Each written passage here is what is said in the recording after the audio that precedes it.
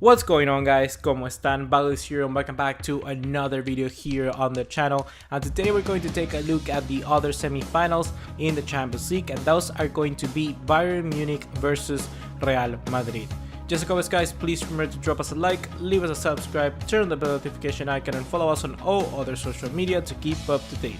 You get the deal, you know the drill, so let's get right into it.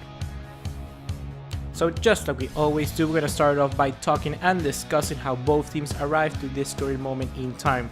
So right away, we're going to start off with the home team, Bayern Munich.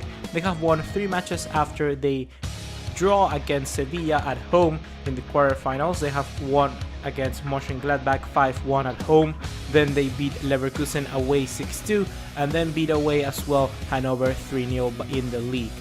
During this moment, Jupp Heynckes has taken the chance to use very different formations. They are currently playing a formation which is quite attacking by playing 4 at the back, 1 CDM in Javi Martinez, then 2 ball-playing normal attacking midfielders such as James Rodriguez and Thomas Müller, and then 2 wings with Ribéry and Robben. But it's not exactly like a 4-3-3 because you have much more control of the ball since Ribéry and Robben are much in a solid line of 4. So we could call this formation a 4-1-4-1, not exactly a 4-3-3, which could also transform in attack perhaps if they needed to a little bit more attacking minded. So this formation is something that Jupp Heynckes has been trying for a very long time now, even before the matches that I just currently talked about. And this is quite, I gotta say, a risk when playing something like Real Madrid, because playing against someone like Real Madrid, the counterattack for Real Madrid is one of the best in the world, and they are really gonna hit you hard if you allow them to have that extra bit of pace and also a little bit of space, so pace and space, because Javi Martinez is not like the fastest CDM alive, so putting all the defensive workload and responsibility to just one person and a CDM which exactly isn't the most agile. I mean, if you had somebody like N'Golo Kanté or somebody like Thomas Partey from Atletico Madrid, I could understand that because they are much more mobile CDMs who try and cut the space behind to allow other people like Thomas Müller and James Rodriguez to just have that extra little bit of time to arrive and defend. But in this case, Javi Martinez is not the fastest man alive, so I don't see why he would be trying this formation against somebody like Real Madrid. This is why Jupp Heynckes, after that win in Mönchengladbach, he decided to play a 4-3-3, and it's quite interesting because in some moments he actually tried to play with even somebody like Thiago Alcantara for the left hand side, which is quite surprising because he's not a left winger by any means, but he did a quite good job. So I think that playing a 4-3-3 in this one could allow Bayern Munich to have a little more one man-to-man against Real Madrid, so they could play somebody like Javi Martinez and then put somebody like, I don't know, Tolisso in there or Sebastian Rudy, which is just gonna have that extra little bit of, more responsibility when defending. Because if you played with Müller and James Rodriguez in the same team, I think that you are just lacking a little bit more in defensive side of things. However, the other formation, the 4-1-4-1, the ability that they have is that they are going to be able to control the ball at first. So if I could see Jupp Heynckes trying to go with this formation from the start, as we can see previously in the recent matches of Bayern Munich, they will start off like this, trying to get a little more comfortable starting into the game, get a goal, get 2 goals, and then change back to that 4-3-3 where they are just much more dynamic, where they can defend but also they can attack. So that's going to be Bayern Munich for you guys. On the other hand, we have Real Madrid, and Real Madrid recently played against Atletico Bilbao, which they drew 1-1 at home, and then they won away at Malaga 2-1. So these 2 matches are quite, I think that they're valuable because we need to understand the 2 sides of Real Madrid. Just like always, we've seen this Real Madrid team, which is amazing. In some cases they win away, they do so much better, but at home they're just like so bad, and that's normally not the case. You see teams which are so good at home but then away they're bad, for instance like Celta de Vigo, but Madrid, they're the other way around. They don't seem to have the support of the fans. They do, I mean they do, but perhaps the players don't feel it.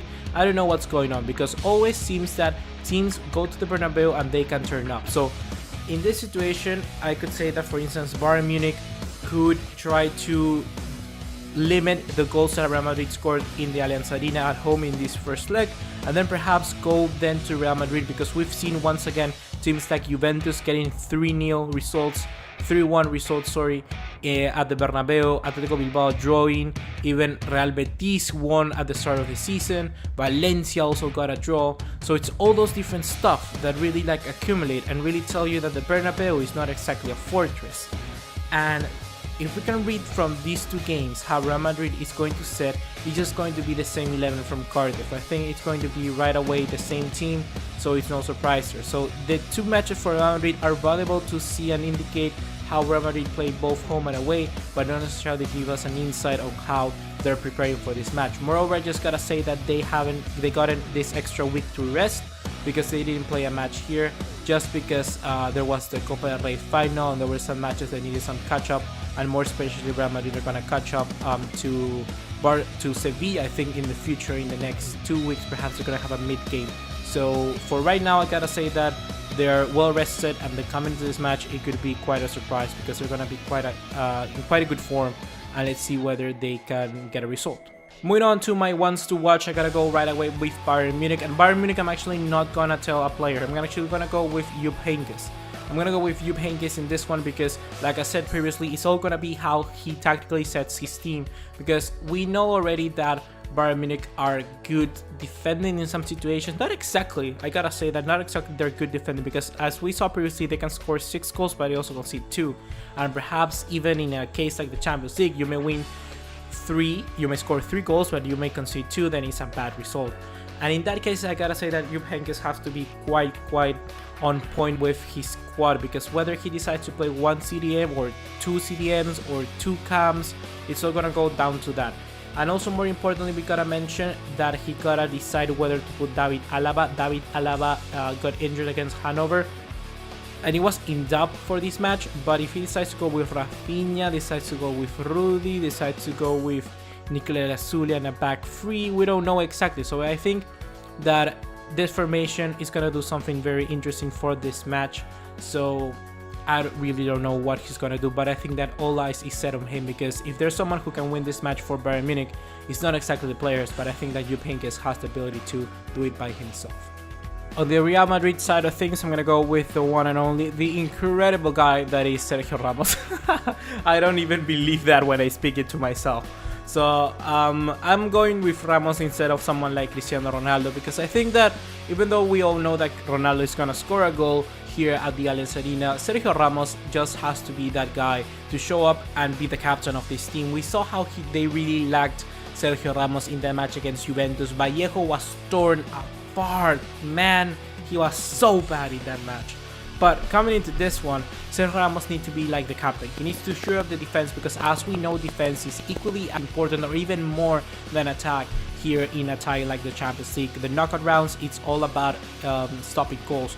We see, for instance, if Barcelona could just concede only 2 instead of 3 goals, they would still be through. So you know how important is this, and how important to maintain your away goals in 0. So I think that if Sergio Ramos does this and had a good performances, perhaps Real Madrid have a better chance of going through.